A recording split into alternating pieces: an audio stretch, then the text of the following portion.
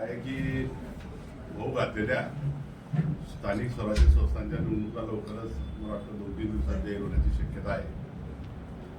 आणि नगरपालिका नगरपंचायती या निवडणुका महाराष्ट्रामध्ये पार पडतील.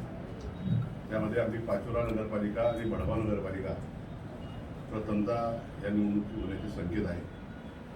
नंतर दुसऱ्या टप्प्यामध्ये जिल्हा परिषद आणि तिसऱ्या टप्प्यामध्ये महापालिका.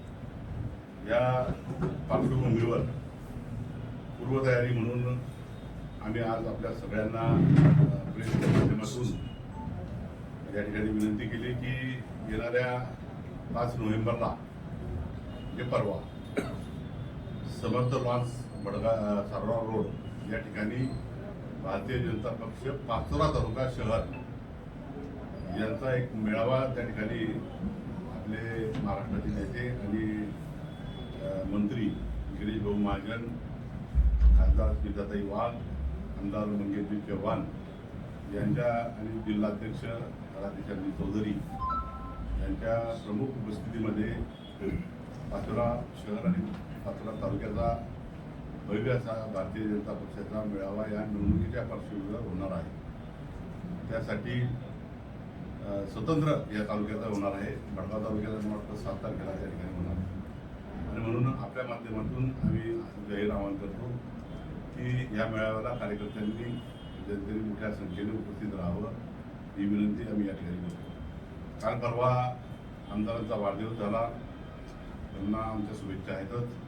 परंतु त्यांनी परवा बेतालपणे मी असेल, तुमच्या वैशालीताई असतील, अमोल शिंदे, प्रताप नाना भाऊ वगैरे सगळ्या मंडळीवर बेछूट काही असे आरोप केलेले आहेत.